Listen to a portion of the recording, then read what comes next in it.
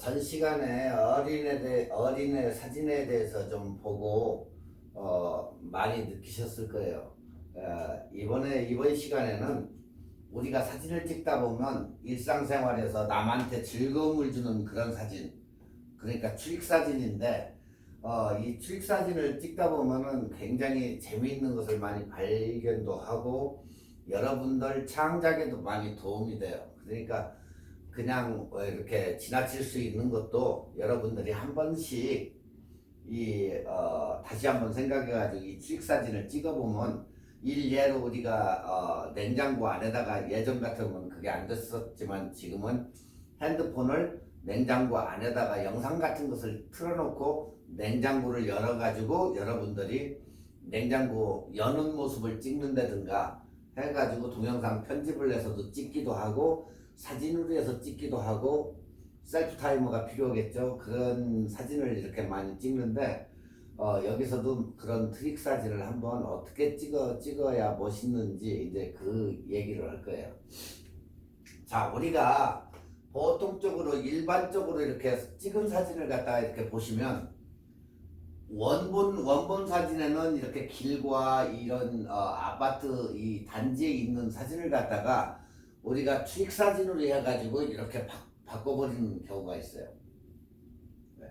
지금 여러분들이 이렇게 보시면 이 추익 사진은 일반적으로 보편적으로 이렇게 찍었을 때는 아무 무의미한 그런 사진이지만, 이런 식으로 이렇게 찍었을 때 물에 이렇게 호수에 뭐 비친다든가 강에 비친다든가 이런 사진을 찍을 때 상당히 멋있게 느껴질 거예요.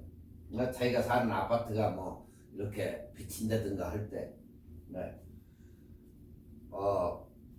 반대로 이 사진을 뒤집어 놨을 때에도 굉장히 깨끗하게 비춰지기 때문에 어느 게 진짜인지 구별이 안 갈 정도예요, 이게.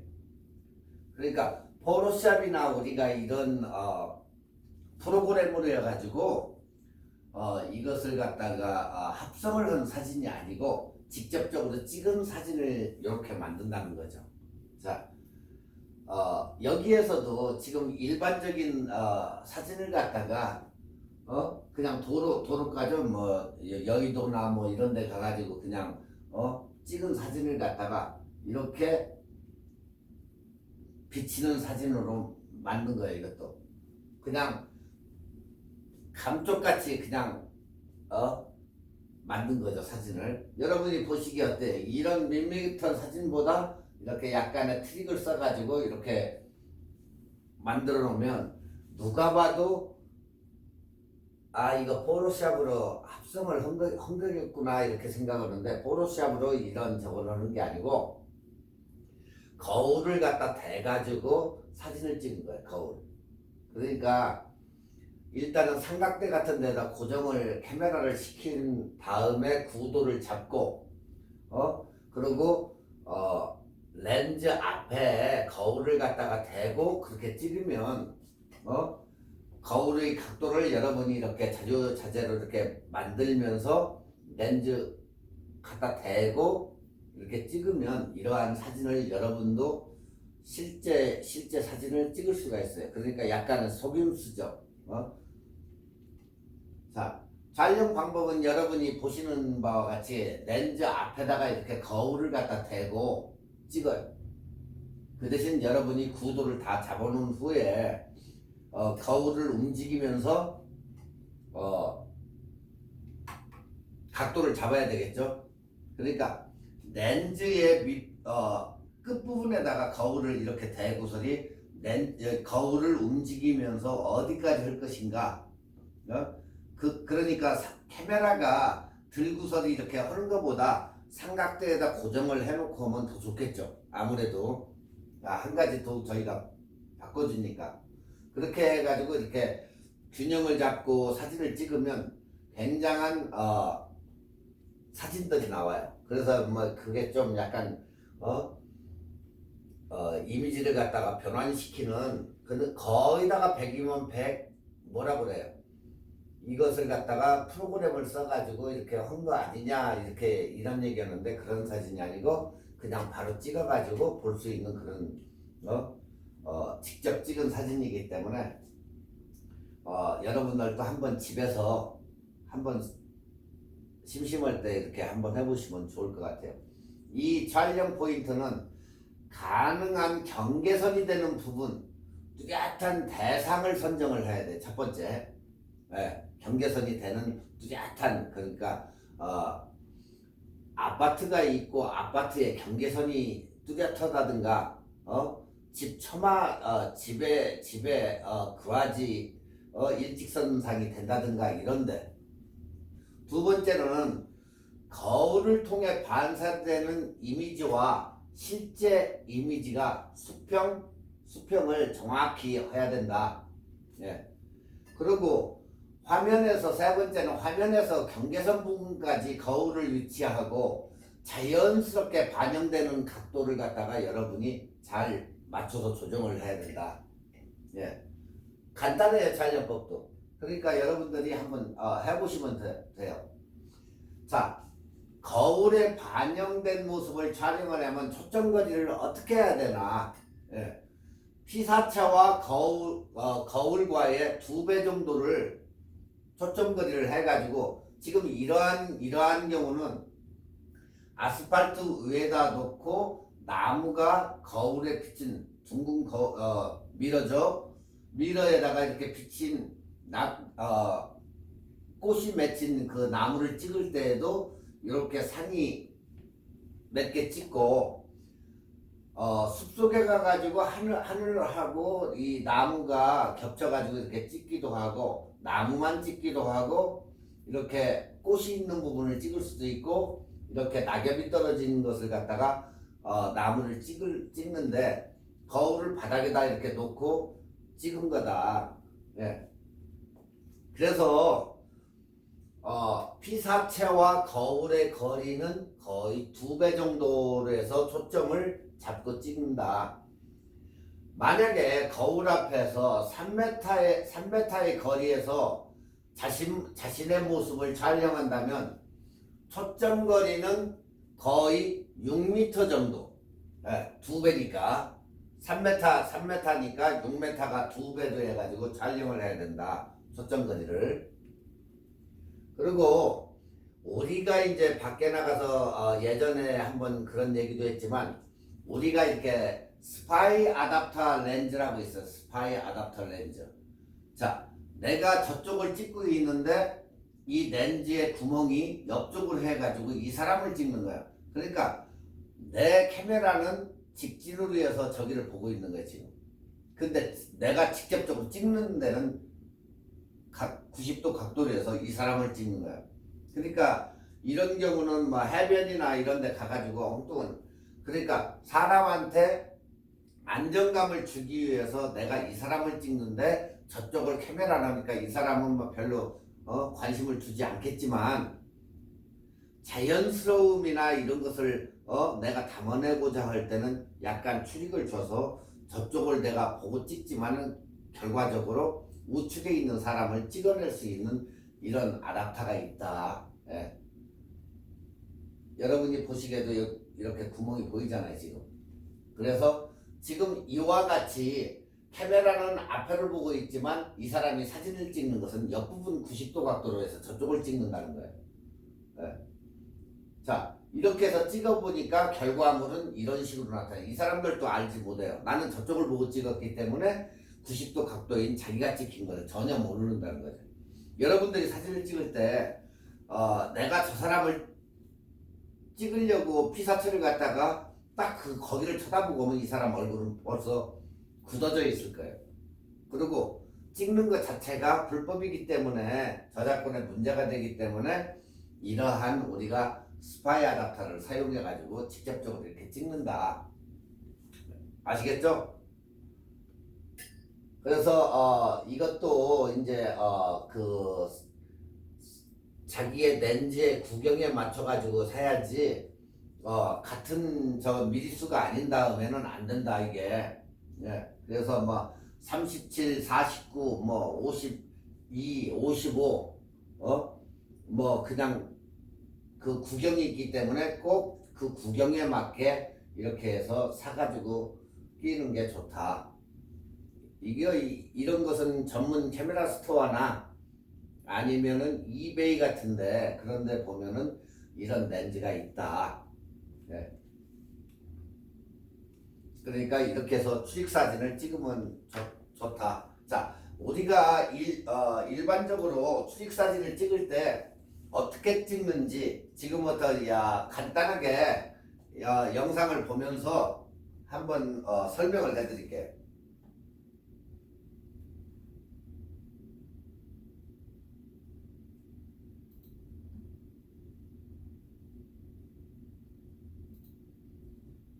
지금 이 영상물 같은 경우는 결과는 이렇게 찍혔어요. 결과는 이렇게 찍혔는데 영상이나 사진이나 거의 비슷하기 때문에 자 이건 결과예요. 자 그러면 이걸 제작 과정을 한번 봐봐요. 제작 과정은 바로 이래요.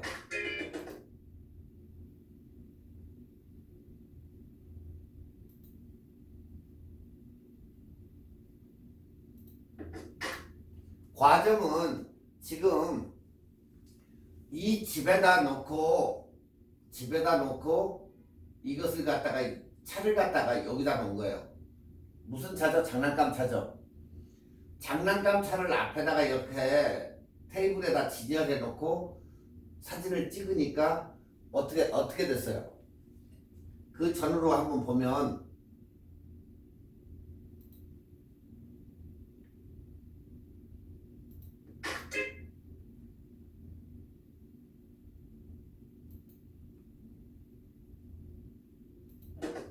이렇게 바뀌었죠. 네? 판 위에다가 딱 놔가지고 이렇게 하다 보니까 옛날 스타일의 저거에 현대판 집들이 이렇게 어우러져 가지고 결과를 이렇게 만들어낸다는 거예요. 자, 그러면 그 다음 영상하고 한번 봐봐요.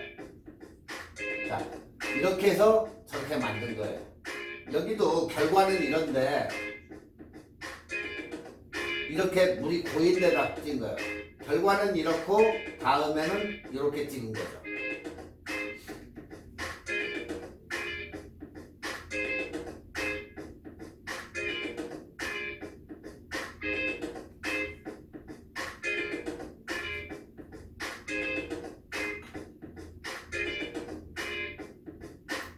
그러니까 이 과정을 가지고 결과물을 어떻게 내느냐, 이러한 물을 갖다가 위에서 찌틀고 아니면 우산을 쓰고 파라솔 위에다가 물을 뿌려가면서 찍어도 멋있는 이러한 과정. 그러니까 여러분의 결국에는 창작이에요. 이게 창작. 네.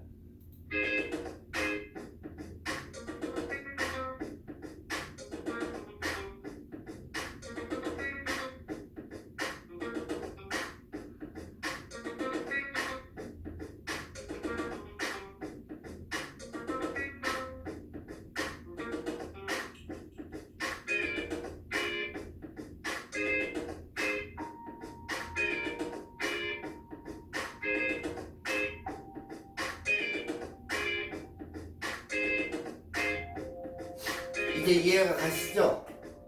어떻게 찍는지.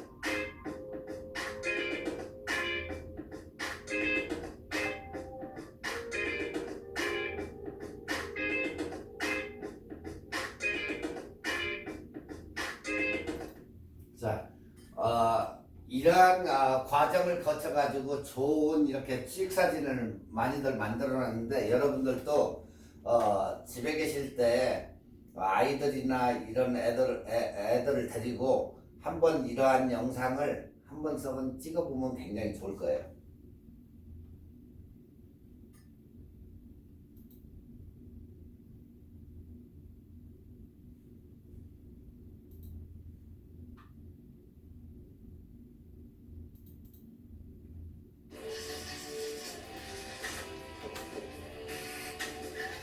여기서도 과정과 이제 창작을 했는데 지금 이렇게 바닥에 엎드려 가지고 사람들이 이렇게 길에 왔다 갔다 하는 바닥에 엎드려 가지고 이렇게 찍은 거예요. 이것도.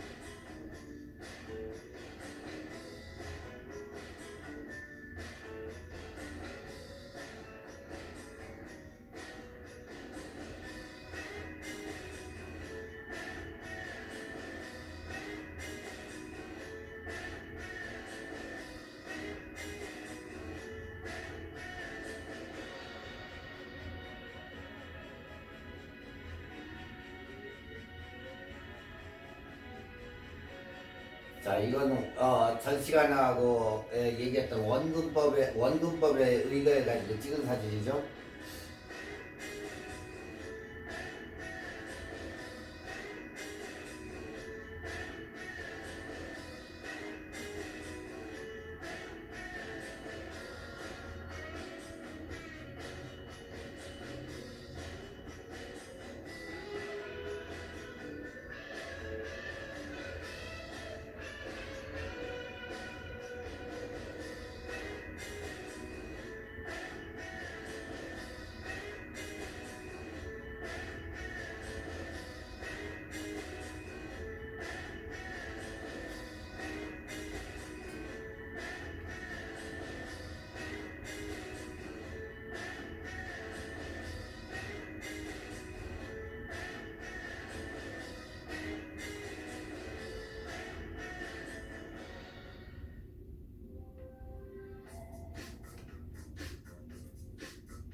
이제 아시겠죠? 원근법이 어떻게 되고 이러한 추리구로 해서 사진을 찍는다.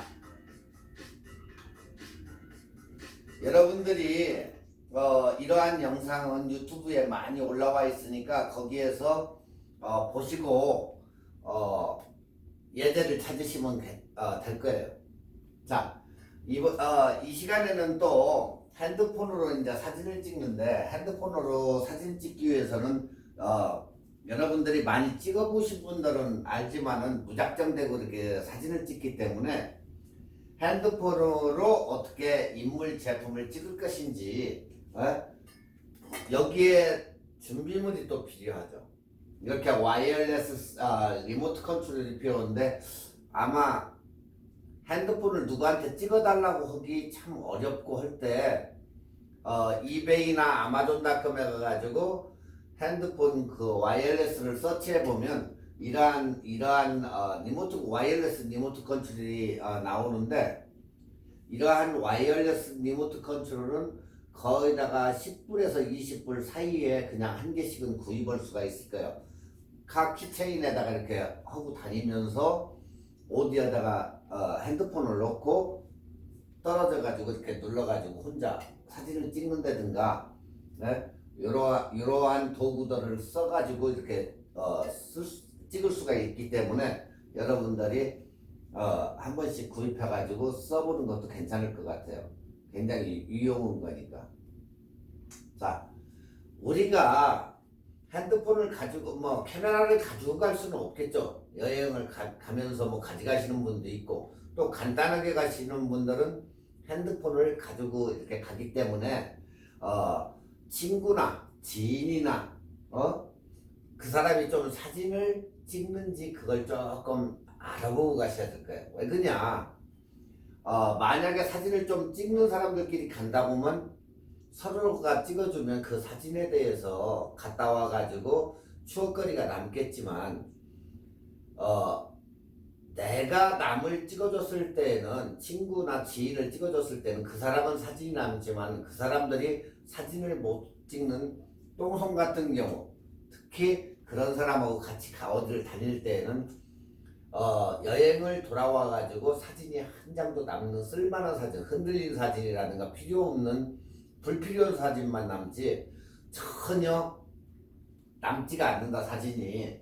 그래서 그런 것을 피하기 위해서 특히 좀 어느 정도 찍을 줄 아는 사람하고 가야 되고, 두 번째는 어느 분은 보이는 것이라고 하면 무조건 막 찍어대시는 분들 있어요.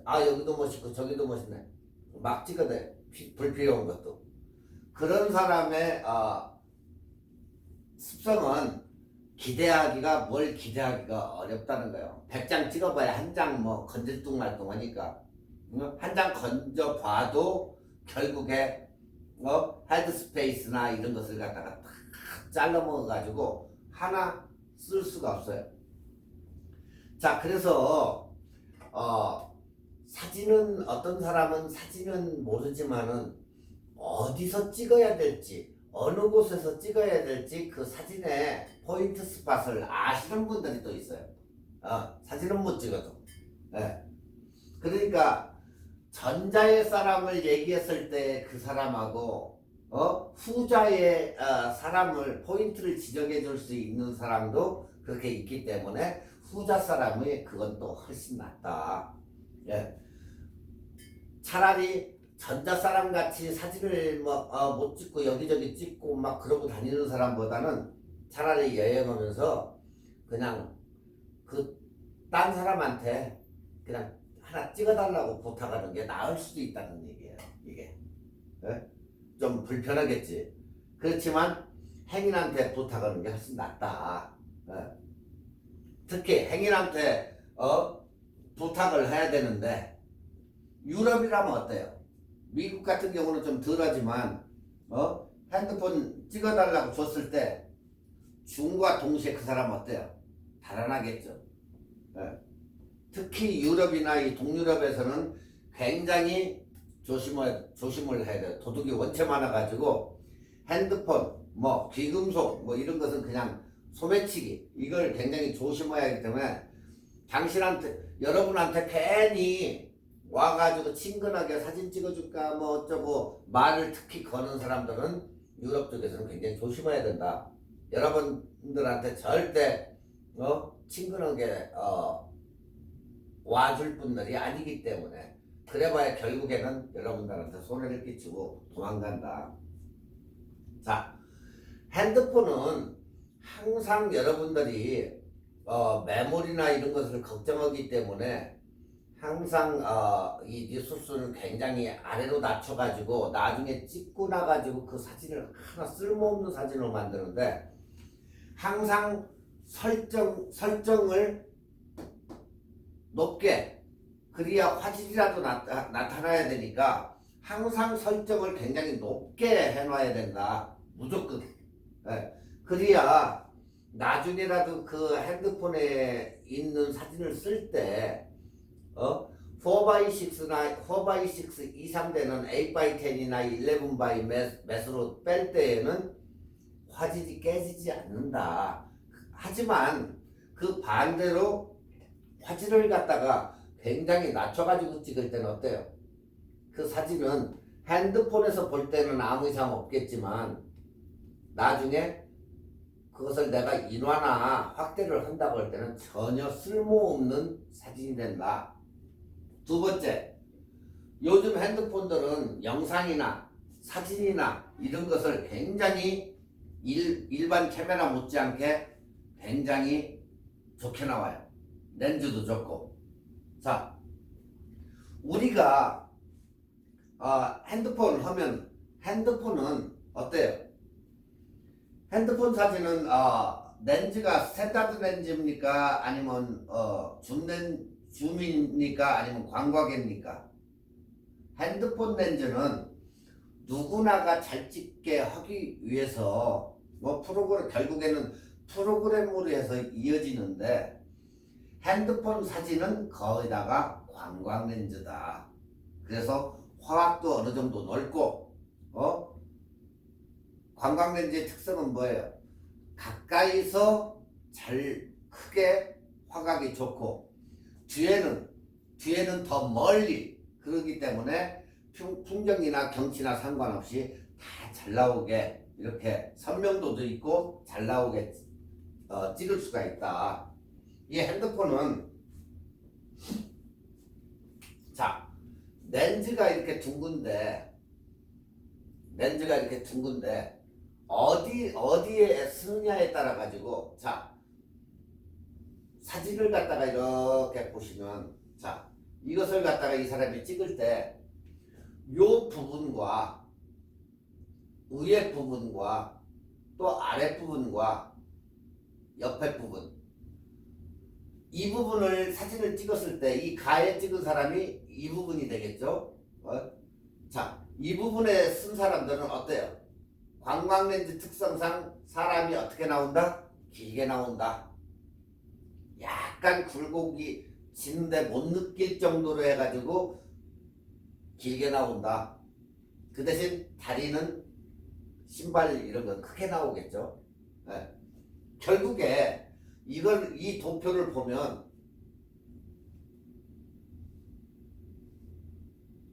이런 식으로 해서 사람이 늘어난다는 거예요. 늘어난다는 거.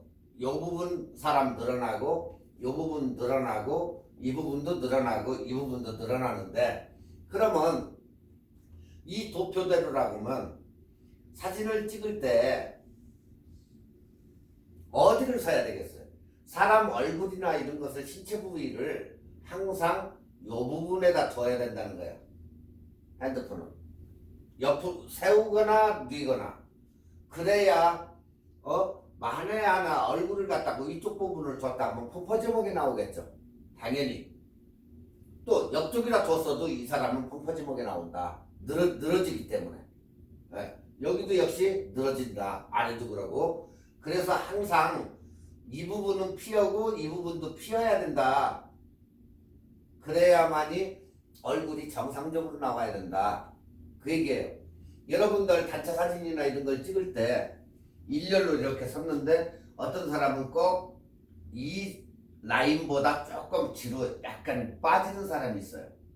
그러면 그 초점이 이 앞쪽에다 맞춰지기 때문에 이 사람은 좀 뒤로 가면 이 사람들이 맞췄기 때문에 이 사람보다 나는 얼굴이 작아지죠 좀.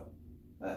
어떤 사람 이렇게 서가지고 조금 약간 뒤로 살짝 뒤로 가는 경향이 있는 사람이 있어요. 그러면 앞쪽 줄 사람보다 내가 한 뼘이라도 뒤로 나가면 내 얼굴은 작아지는 거예요. 이 사람하고 비교가 되는 거지. 그 차이예요.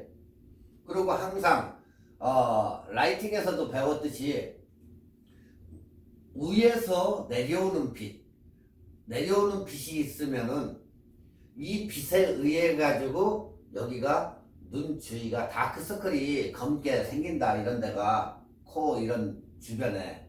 그렇기 때문에 항상 위에서 특히 내려오는 백열등, 백열등 같은 경우는 굉장히 조심해야 되고 얼굴이 하얗게 컬러감이 없이 날아간다. 그래서 약간 밝은 빛보다도 약간 어두운 빛에서 찍는 게 훨씬 화감이 좋아진다. 아시겠죠? 그러니까 항상 여러분들이 어디에 쓰냐에 따라서도 그것도 달라져요.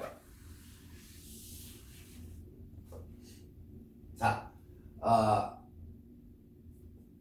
세 번째로는 핸드폰을 찍을 때는 항상 손을, 이게 원체 핸드폰이 작기 때문에 어떤 분들은 한 손으로 찍는 사람도 있고 한데, 핸드폰 사진은 손떨림에 굉장히 주의하셔야 된다. 네.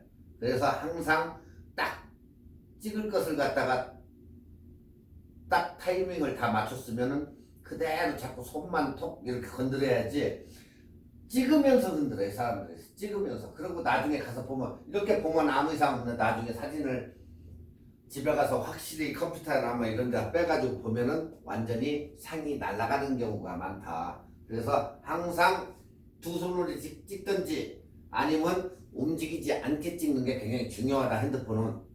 네. 자, 시대가 변해서 요즘에는 핸드폰이 없는 사람은 거의 없어요. 예전에는 뭐 핸드폰이 고가고 그래서 뭐 없는 사람이 있었는데, 요즘은 핸드폰에 웬만한 비디오나 카메라가 다 내장되어 있고, 요즘 전문가 못지않는 영상이나 이런 것을 우리가 거의 다 핸드폰으로 많이 찍어요. 자, 근데 나는 왜 찍기만 하면 사진이 잘 나오지 않지? 옆집 누구는 굉장히 잘 찍는데, 이러시는 분들도 있어요. 자, 그것은 그 사람만이 그냥 무대뽀로 찍기 때문에 그런 경향이 있는데, 그 사람들 핸드폰을 보면 틀릴 거예요. 왜 그러냐? 그 사람들은 그리드라인을 설정해가지고 정확하게 이게 그래도 어느 정도 구도를 잡으려고 찍는데, 핸드폰에 아무 저기 없이 그냥 가서 찍으니까 수평과 수직도 안 맞고 이러한 경우가 있어요. 그러다 보니까 그런 핸드폰이 사진을 찍어도 사진이 깨끗이가 안 나와. 그러니까 여러분들도 사진을 찍을 때 수평과 수직, 그리드 라인을 설정으로 해가지고 깨끗한, 일단은 뭘 잘 못 찍고 못해도 그리드 라인으로 설정을 해가지고 수평과 수직을 딱 맞춰 찍으면 어떻다? 사진이 깨끗하게 보인다. 그래서 그리드 라인을 항상 설정을 해가지고 찍어라. 그렇죠, 당연히. 그리드 라인이 뭡니까? 그리드 라인이 뭡니까? 여러분 예전에 우리 여기 배우신 분들은 알겠지만, 처음 접하는 사람들은 그리드 라인이 뭔지를 몰라요. 격자. 우리는 3분할법, 황금분할법 배울 때 분명히 그리드 라인을 배웠어요. 자, 핸드폰 안에 보면은 3분할법으로 해가지고 쓰는, 이게 핸드폰이라고 치면 3분할법은 이렇게 나눠지죠. 이렇게. 이게 3분할법이에요. 3분할법인데 요 부분과 요 부분과 여기 겹치는 부분 네 군데에다가 피사체를 맞춰놓고 찍으면 어떻다? 굉장히 안정감 있는 사진이 나온다. 안정감. 이게 기본 중에 기본이다. 카메라가 됐든 뭐 영상이 됐든 무조건 기본이다. 네. 눈은 어디로 가냐? 보통 보면 3분의 1에 맞춰진다고 그랬죠, 예전에. TV 모니터를 봐도 사람 눈은 항상 여기 요 라인 3분의 1 정도에 가서 눈이 거의다가 일직선으로 해서 여기에 눈이 거의 맞춰진다. 거의. 그게 구도다. 네. 그러면 일단은 사람 눈이나 코를 갖다가 여기다 맞추고 이렇게 찍는다. 근데 이걸 어떻게 우리가 설정을 하느냐? 핸드폰이나 카메라 안에 보면 3분할로 할 건지 9등분을 할 건지 그게 있어요.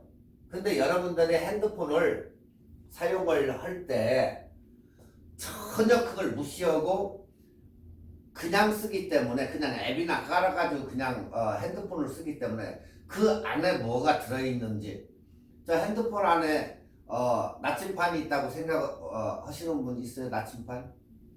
자, 우리가 잣대라고 하지. 잣대. 한국말로 잣대라고 하는데 잣대, 개수기, 에? 이런 게 있다고 생각하시는 분 어디 봤어요? 본 적 있어요? 없죠. 그렇지만 핸드폰 안에는 다 개수기, 나침판 다 있다. 있는데 여러분들이 안 쓰고 있는 것 뿐이다. 예, 아무리 찾아봐도 없다. 있다. 여러분들이 핸드폰을 사가지고 핸드폰을 과연 20% 25% 이상의 그것을 다 알고 쓰느냐? 없다는 거죠. 네. 그냥 뉴 핸드폰 사면은 그냥 걸고 카톡하고 요런 것만 치중하고 기껏 해봐야 뭐 그냥 간혹 서치하고 그 다음에 뭐 하죠? 유튜브 영상 보는 게 거의 드라마나 남성분들은 스포츠 보는 거 그 빼고는 거의 없다. 그 속에 있는 설정이나 전체 설정이나 뭐 이런 데 들어가 봐야 인터넷이나 확인홀로 들어가지 거의 없다. 네, 그 얘기예요. 자, 우리가 인물 사진이나 뭐 풍경 사진을 뭐 찍던 뭐 하던 제일 중요한 게 그리드라인 설정이다. 자, 우리가 핸드폰 위쪽에 이렇게 보면 위에서 아래로 살짝 내리면 일단 메뉴가 나오죠. 거기에 설정이 있어요. 설정으로 들어가서 카메라에 한번 들어가 봐요. 카메라에 들어가서 설정으로 가도 상관은 없겠죠. 자, 거기에 보면 격자라는 데가 있어요. 한국 언어로 쓰시는 분들은 격자, 미국 언어로 쓰시는 분들은 그리드라인이라고 있어요. 그것을 갖다가 ON을 시켜줘요. ON. 켜지면 일단은 저기 그리드라인이 켜지는 거예요. 그런데 카메라에서도 옵션에 가서 보면은 이게 격자가 있다. 그리드라인이. 예.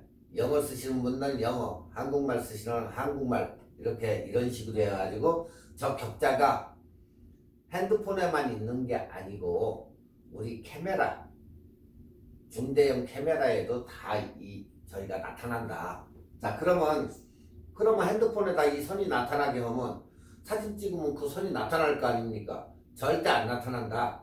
우리가 보고 참고를 하기 위해서 이걸 키고 쓰는 거지 절대 그런 저거는 없다. 자, 여기에서 격자라는 데를 갖다가 체크해줘가지고 온 시켜주니까 이렇게 해가지고 핸드폰을 볼 때 이렇게 선이 나타났어요. 자, 이 선을 보고 사진을 찍으니까 어때요?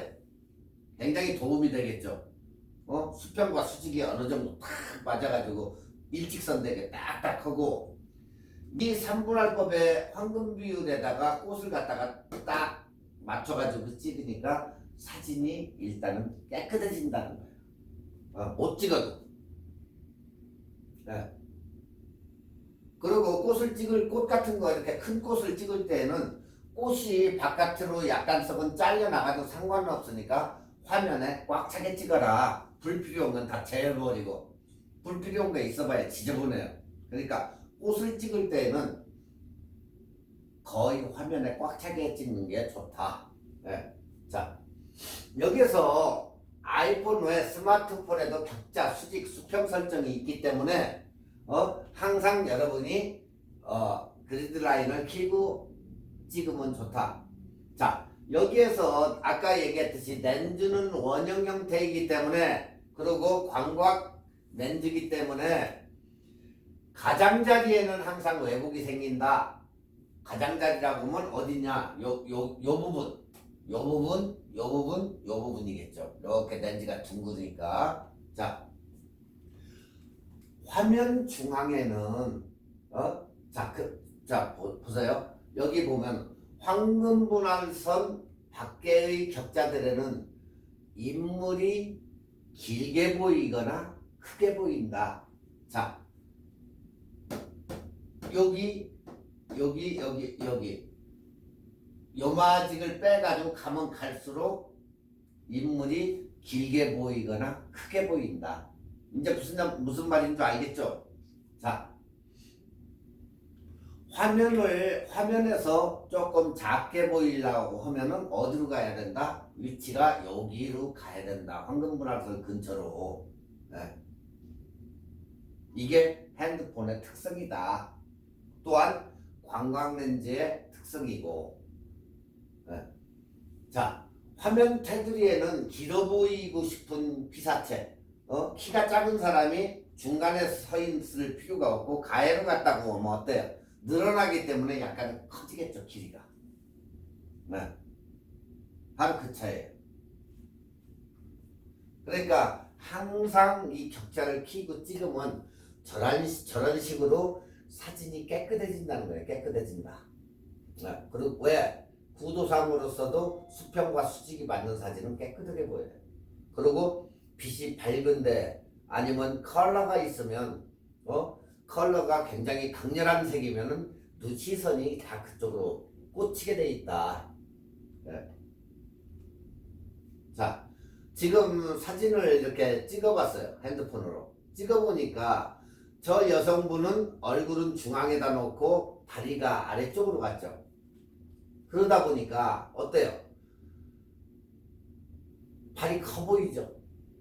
저 사람 신는 신발이 그렇게 6이나 4를 신는데 저기는 9 정도 9나 10 정도 신발을 신는 것 같이 저렇게 발끝 정도가 늘어나 있다. 네. 그렇지만 여러분이 보시기에 상반신은 이렇게 작아졌잖아요.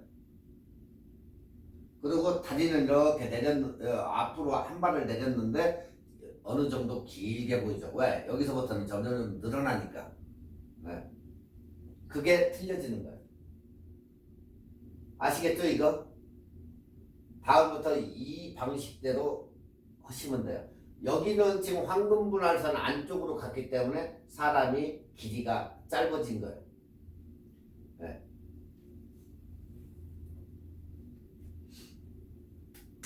자, 사물이나 풍경을 찍을 때에도 굉장히 격자가 중요하다. 그리드 라인이. 자, 첫 번째 사진을 보면 안정적인 구도를 잡고 선과 선이 만나는 곳에 피사체를 뒀다. 네, 선과 선이 만나는 곳에 피사체를 줬기 때문에 구도는 정확히 맞은 거고, 여기 3, 4번의 피사체 이쪽 우측에 있는 사진을 볼 때 3, 4번의 피사체를 두기 위해서 안정감이 있게 이걸 중앙으로 보낸 게 아니고 아래쪽으로 딱 무게 중심이 잡히듯이 3, 4번에다가 중앙을 두고 딱 맞추니까 굉장히 여백이 있고 안정감이 있더라. 예. 여러분이 보기에도 이렇게 보면 안정감이 있잖아. 만약에 이게 우이루 갔으면 조금 그렇고 우이루 갔으면 완전히 불안정한 저희가 되는 거죠. 그러니까 여러분들이 항상 그리드 라인을 켜가지고 황금분할선에 맞춰서 잘라라. 자, 두 번째로는 아래쪽에 있는 이 부분을 어느 정도의 여백을 둬야 된다. 만약에 사진이 삐뚤어졌거나 뭐 할 때는 우리가 크롭을 해야 되기 때문에 잘라내야 되기 때문에 이걸 사진을 맞춘다든가 할 때는 이 밑부분이 잘라져 나가기 때문에 항상 공간을 어느 정도 약간은 둬야 된다. 그래야 이게 사진을 후보정을 해도 아무 이상이 없다. 네. 이제 아시겠죠? 이거 대충. 네. 훨씬 보기가 좋잖아요. 깨끗하고 안정감 있고.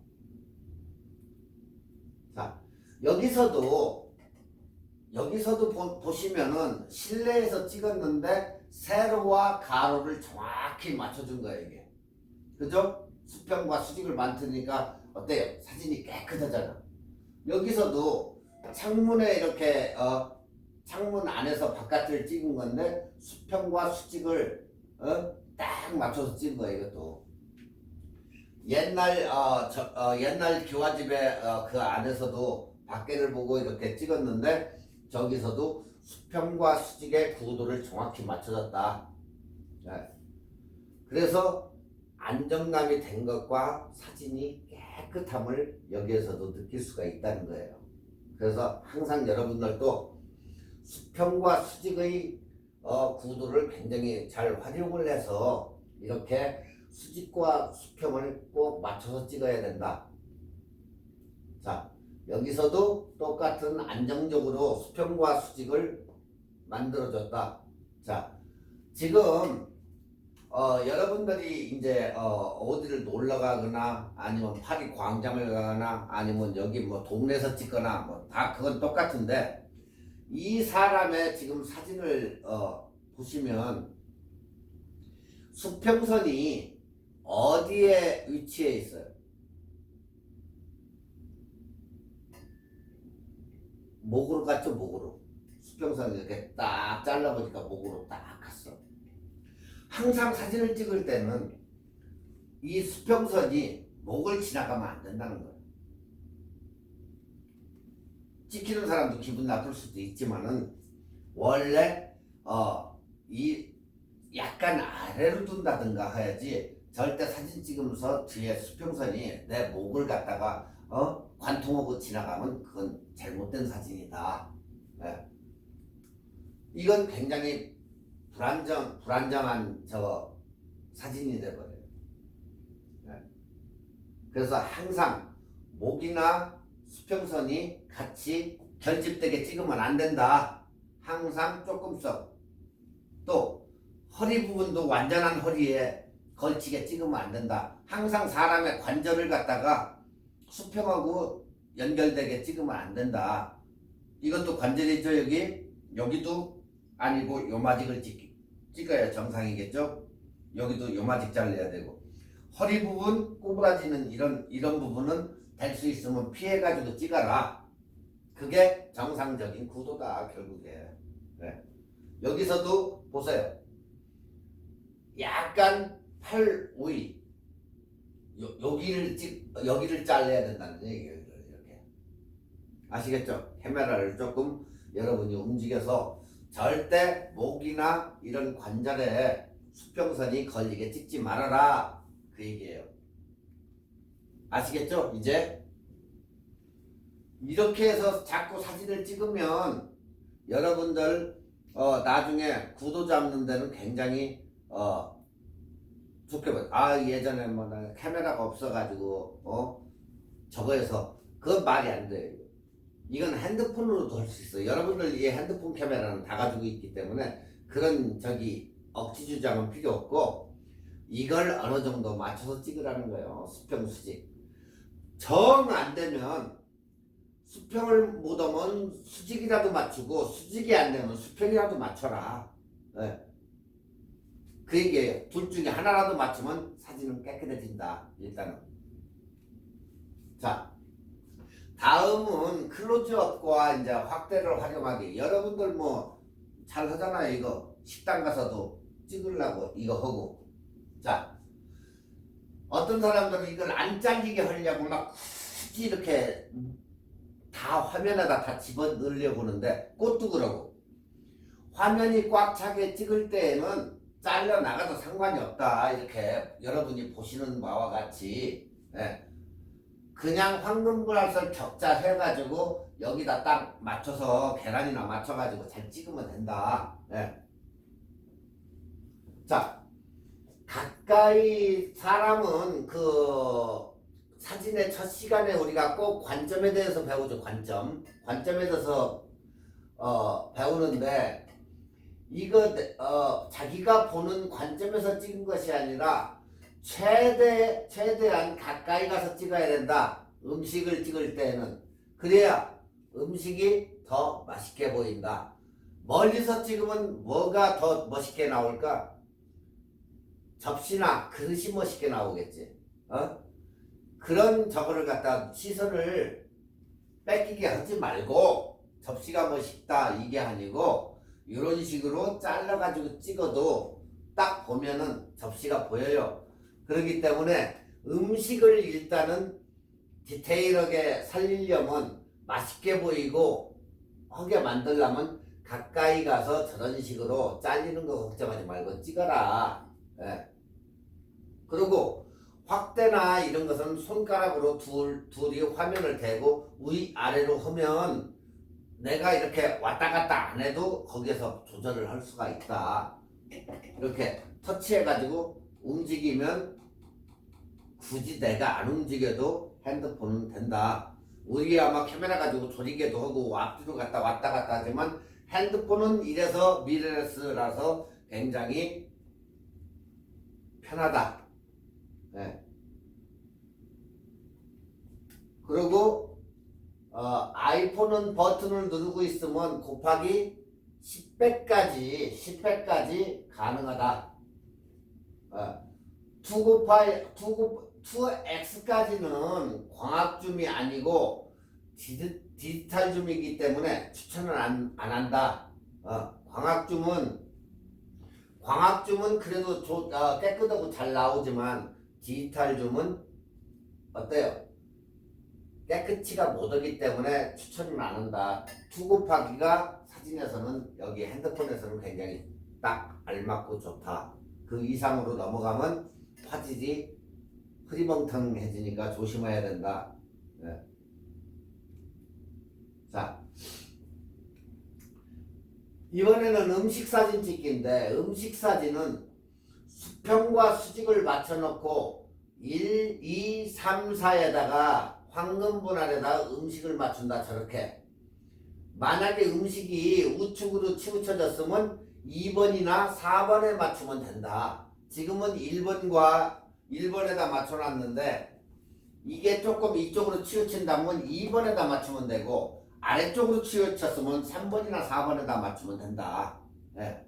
굳이 이것도 이렇게 찍어도 맛깔난 음식이 되는데 굳이 동그랗게 식당 메뉴 그냥 대충 찍듯이 찍어 놓으면 그게 맛있게 보이겠느냐. 음식이 그냥 이라는 음식이라는 것만 보여주는 거지 직접적으로 냉면이 이렇다는 것을 딱 이렇게 찍어 놓으면 먹고 싶은 사람이 생각이 들어야 그게 사진이다. 그냥 메뉴에 있는 사진을 통째로 그냥 찍어놨을 때는 저게 냉면이라는 거구나 이렇게 알지 식욕을 돋구는 그런 사진은 아니라는 거죠. 볼 수 있는 사진이지. 하지만 이렇게 찍어 놓으면 국물도 흔히 보이고 고기도 있고 확실히 디테일이 살아나기 때문에 사람 감성을 자극해서 맛있겠다 먹고 싶다 이런 생각을 들게 만드는 그런 음식 사진을 찍어라. 네. 자, 사진을 찍으면 모든 사진에는 주제가 있다. 주제. 네. 여러분들이 거기에 무슨 의도를 넣느냐에서 사진의 주제가 생긴다. 주제. 자, 일단은 주제가 있으면서도 피사체를 돋보이게 찍어야 된다. 사진은 그 주변을 좀 깨끗이 정리를 한다든가 아무래도 지저분한 게 있으면 안 되겠죠. 자, 그러면 딱 움직여 가지고 그 주변을 도구를 활용한다든가 해가지고 이렇게 지저분하게 해서 찍을 게 아니라 딱 한쪽으로 몰려서 이렇게 이것은 그냥 우리가 딱 찍었을 때 평범한 주제가 없는 사진이에요. 이건 그죠? 어딘가 모르게 뭐야 그냥 꽃 찍었어? 주제가 없어. 자, 꽃을 한쪽으로 몰아봤어요. 몰아봐가지고 찍으니까 어때요? 이건 딱 정확하게 저기가 돼 있잖아. 정렬이. 이것은 꽃이 평평하게 있을 때는 그걸 못 느꼈는데 한쪽으로 몰리니까 이거 완전 꽃 그림이네. 이렇게 주제가 살아서 생긴다는 거예요. 그리고 나머지는 이쪽에다 맞추다 보니까 약간 아웃포커싱이 되면서 살아났잖아요. 그렇지만 여기는 그냥 전체가 조리개가 맞았기 때문에 그냥 평범한 사진이 된 거야. 그러니까 이건 주제가 없고 이쪽은 맞춰졌기 때문에 주제가 살아났다는 거지. 그러니까 이것을 어떻게 사람의 눈, 그러니까 여러분이 사진을 찍을 때 뭘 생각해야 되나? 사람 눈이 시선을 할 때 한 프레임에서 어느 게 내가 그 사람들한테 집중을 시킬까? 그걸 한번 생각을 해보라고. 딱 찍었을 때. 그러면 여러분들도 그것을 움직여가지고 이렇게 찍을 수가 있다. 그냥 밋밋한 이런 사진 찍지 말고. 네. 자, 사진의 천재가 되기 위해서는 고민과 노력이 많이 필요하다. 또한 창작도 필요하고. 네. 어떻게 하면 내가 항상 얘기할 때 어떻게 하면 내가 저 사진을 찍을까 하고 잠깐 생각을 하라고죠. 약간 생각. 급한 사진 같으면 상관이 없죠. 그건 찍어야 되니까 무조건. 그렇지만 내가 하나의 주제가 있고 이러한 창작물을 만들고 예술 가치가 있고 이런 사진을 찍을 때에는 한 번쯤은 생각해보고 그 피사체를 어떻게 찍으면 될 것인가, 어느 쪽에서 찍어야 이게 명암도가 어떻게 생길 것인가, 이런 것을 한 번쯤 생각해보고 찍으면 앞으로 여러분 사진 찍는데 굉장히 도움이 돼요. 자, 여기에서는 지금 인물 사진 모드라고 했는데, 인물 사진은 보편적으로 인물 사진 하면 눈을 강조했지만 사진을 하면서 꼭 뭐가 따라와요? 아웃포커싱이 따라오죠. 네. 근데 때로는 음식이나 물건에도 이 인물 사진 모드가 찍는다. 저 역시도 어떨 때는 뭐 같은 거 찍을 때 음식을 찍는데도 어떨 때 보면 인물 사진 모드로 찍는 경우가 있어요. 네. 그렇게 하면 모든 사람이 인물은 인물 사진만 찍는 거구나. 그게 아니에요. 음식도 찍고 저런 것도 찍고 다 찍을 수 있어. 커피도 찍고 다 찍을 수 있어요. 안 된다는 생각은 버려라. 예전에 렌즈를 하면서 100mm 접사 렌즈를 갖다가 접사 가지고 인물 사진을 못 찍는다? 왜 렌즈를 바꿔? 찍어도 무방하다. 왜? 원체 퀄리티 있는 사진이 나오니까. 네. 아웃포커싱이나 이런 건 상상도 뭐 저거 하겠지만은 그래도 사진 하나는 100mm 가지고도 찍으면 무지 깨끗한 사진이 나온다. 그런 안 된다는 방식은 버리고 한번 찍어보세요. 찍어봐가지고 안 되면 이게 안 되는구나 하고 느끼면 되고, 아니면 다른 렌즈를 바꿀 수 있지만 찍어봄으로써 그만큼 여러분이 알 수가 있어. 이거는 장단점이 이런 게 있구나. 그냥 안 돼. 이건 접사 렌즈야. 100mm는 꽃이나 이런 것만 찍어. 요게 아니고 한번 아닌 것도 찍어보라는 거예요. 100mm짜리 가지고. 자, 여기서도 인물 사진 모드나 뭐 딴 모드 가지고 찍어보지도 않고 안 돼 하고 딴 모드 꼭 표준 모드나 뭐 딴 걸로 이렇게 하는데 그럴 필요가 없다. 네. 여기서도 인물 모드로 해서 다 찍잖아요. 이렇게.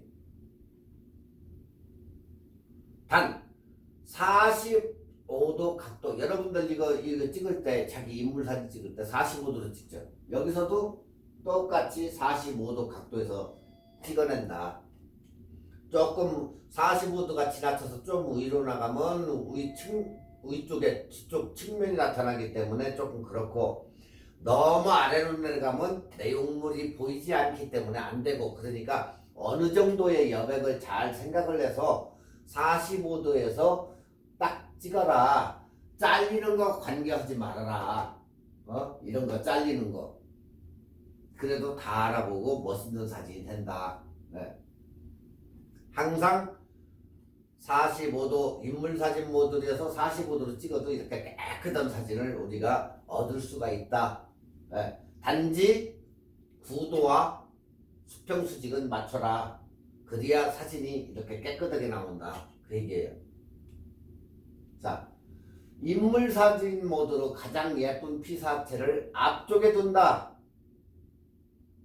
자, 여러분들이 이 얘기가 뭔 얘기냐면, 자, 아이돌 가수들이 춤추고 나오는데, 이쪽에 서내와 가운데 서내 틀리죠. 제일 예쁜 사람이 어디에서요? 센터. 그거를 센터라고 보죠. 내가 센터가 돼야 되는데. 아이돌이 그런 얘기를 하잖아요. 여기서도 똑같아요. 가장 예쁜 피사체는 앞쪽으로 놔라. 앞쪽, 중앙. 예. 여기서 이쁜 게 뭐예요? 이런 식으로 앞쪽 딱 해놓으면 얘가 어때요? 눈에 띄고 나머지는 약간 이렇게 뽀샤시 약간의 아웃포커식으로 초점이 여기에 맞춰졌으니까 이런 식으로 멋있게 나온다는 거예요. 네. 결국에 여러분들이 사진을 찍을 때 저렇게 해가지고 아웃포커싱을 약간 시켜주면 뭐예요? 그게 바로 프로예요, 프로. 네. 사진이 그만큼 발전했다는 거예요, 여러분이 찍는 게. 네. 만약에 이걸 갖다가 여기다 안 주고 그냥 전체적으로 깨끗하게 나왔다고 하면 뭐예요? 밋밋한 사진이 되겠지.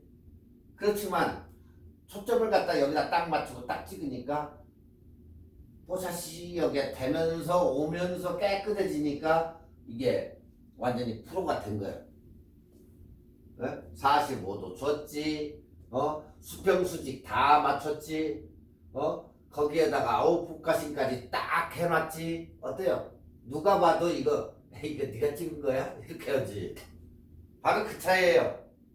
수평수직 맞추고, 구도 딱 맞추고, 딱 찍었는데 앞에서 딱 포인트를 여기다 주니까 뒤쪽은 아웃포커싱이 딱 되니까 굉장히 엄청나게 찍은 사진이에요. 잘 찍은 사진. 이런 사진은 이제 여러분들이 다음 시간에 이제 셔터스톡 같은데 그것을 이제 잠깐 설명을 해주겠지만 이런 사진을 많이 찍어서 거기에 등록해가지고 올리면 이런 사진을 또 사가요. 그럼 집에 앉아서 열심히 그거에도 많이 해가지고 올려가지고 많이 사가면 여러분도 돈을 벌 수 있는 기회가 있다. 네. 자, 이렇게 해서 찍어가지고 셔터스톡이나 올려놓으면 이게 핸드폰 사진이다 이렇게 생각을 안 한다고요. 사람들은 카메라로 전문가가 찍은 사진이구나 이렇게 생각하지. 그래서 여러분이 전문가가 된다는 얘기야. 자, 여기에서 어쩔 수 없이 위에서 찍었다면 피사체의 높고 낮음도 그렇고 아웃포커싱으로 배경을 날리는 단점이 있다. 자, 그게 무슨 소리냐? 위에서 찍었더라면 배경을 날리는 그런 단점이 있겠죠. 날아갈 수가 없잖아, 그건. 그렇지만 앞쪽에서 45도로 이렇게 찍으니까 뒤쪽이 배경이 날아갔다는 얘기야, 이게 지금. 그래서 여러분들이 이렇게 찍어가지고 프로페셔널하게 된다는 얘기고. 자, 여기서 이 아래쪽 그림은 자, 옆, 위, 물건 등을 다 이렇게 넣고 찍을 때 아주 곤란한 경우가 있어. 우측 사진처럼 물건에 초점을 맞추고 찍으면 꽃이 날아가 버리고 또 물건도 나오는 자연스러운 이런 사진이 돼. 그러니까 우측 여기 사진처럼 물건에 초점을 딱 맞춰요. 그러고 찍으면 꽃이 싹 이렇게 날아가. 아웃포커싱이 된 거죠. 여기가 초점이 여기에 맞췄으면 이런 식으로 해서 자연스러운 사진이 나오는데 정상적으로 이렇게 찍었더니 꽃도 안 날아가고 그냥 깨끗한 단순한 사진이 돼버리더라. 그러니까 결국에 아웃포커싱으로 배경을 날리지 못하는 그런 단점을 하지 말라는 거예요.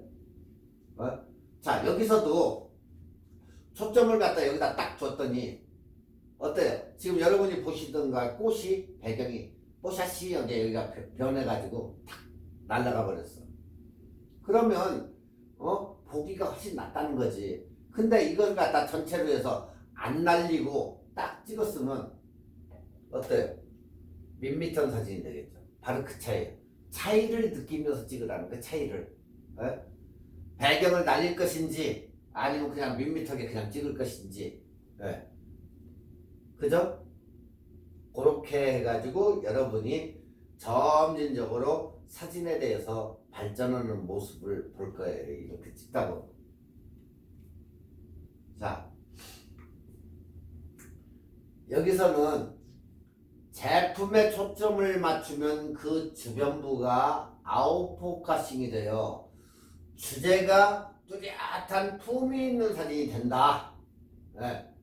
그렇기 때문에 인물 사진용 모드를 꼭 인물 용도라고만 고집하지 말아라. 아시겠어요? 오늘부터 식당이고 어디 가면 인물 모드로 놓고 한번 찍어봐요. 네. 인물 모드로 놓고 찍으면 이러한 사진이 나오니까 꼭 인물 사진만 찍는다는 그런 생각을 버려라. 네. 자, 인물 사진 모드는 피사체에 가깝게 다가오기 때문에 좋은 화각을 가지고 찍을 수 있고, 또한 아웃포커싱도 노리는 제품 사진이나 그런 용도에 굉장히 좋다, 찍기에. 네. 그러니까 인물이나 제품이나 찍히고자 하는 피사체를 화면에 담고 초점을 손으로 눌러 맞추면 그때 화면에 나타나는 노출을 맞추면 된다. 네. 또한 폰의 렌즈를 꼭 깨끗이, 이거 막 만지작 하고 이러고 다녔어. 이게 렌즈인데. 근데 맨날 쓰면서 이거 만지작거리고 주머니에다 놓고 보면 여기 먼지도 묻고 오는데, 항상 사진을 찍을 때는 해가지고 옷이라도 닦던 뭐라도 닦아가지고 깨끗이 해가지고 깨끗한 걸로 해서 찍는 것과 지저분한 거 이물질 묻어가지고 찍는 것과는 다르다. 그래서 그 습관을 들여라. 습관. 아시겠죠? 자, 여기서 중요한 포인트는 격자를 설정한다, 초점을 맞춘다, 그 다음에 노출을 조정한다. 네. 자, 인물 사진의 키포인트는 전신을 찍을 때 발끝은 카메라 제일 화면 밑끝에 놓는다. 2번, 무릎을 꿇고 약간 아래에서 위로 찍어준다. 남자가 찍어줄 때는 서서 찍으면 안 되고, 남자가 피사체 키만큼 맞춰서 찍어라. 피사체를 찍으면 여기에서 피사체를 찍으면 위에서 아래로 찍기 때문에 3등신이 돼버린다. 키가 작아 보이고 머리는 커지고 이렇게 하니까 어느 정도 낮춰서 찍어라. 그걸 그 얘기예요. 그렇기 때문에 항상 남성이 이렇게 찍어줄 때는 너무 위에서 찍지 않고 약간 피사체와 맞춰가지고 찍어주면 좋다. 그 얘기예요. 그리고 배에다 대고 폰을 뒤쪽으로 조금 당겨서 이렇게 찍으면 좋다. 여유 있게 찍으라는 얘기지. 그래야 다리가 이렇게 길어지고, 특히 키 작은 분들은 크롭을 많이 하는데 키가 작게 나오거나 했을 때는 무릎에서 잘라라. 무릎. 그러면 훨씬 낫다. 지금 이런 식으로 무릎에 작아져 키 작으면, 그러면 관계가 없어진다. 그것도 하나의 아이디어니까. 자, 여기에서 이제 야외에서 찍는 사진은 하늘을 좀 많이 넣어서 시원한 이런 배경을 찍고, 사진의 여백을 위해서도 굉장히 좋다. 야외에서 특히 찍을 때는 인물을 이렇게 터치해서 인물을 부각시켜주면 돼. 왜? 나머지는 아웃포커싱이 되니까 인물을 턱 찍어가지고 초점을 거기다 맞춰주라는 얘기예요. 그러면 하늘이 어떻게 된다? 날아간다. 아웃포커싱이 된다. 그래서 하늘이 뿌옇게 나오고 하니까 뭐 할 때는 좀 약간 조심하고 딱 초점을 해주면 이렇게 뽀샤시한 사진들이 나온다. 아시겠죠? 만에 하나 여기서 인물 사진을 찍는다면 지난번에 강의한 때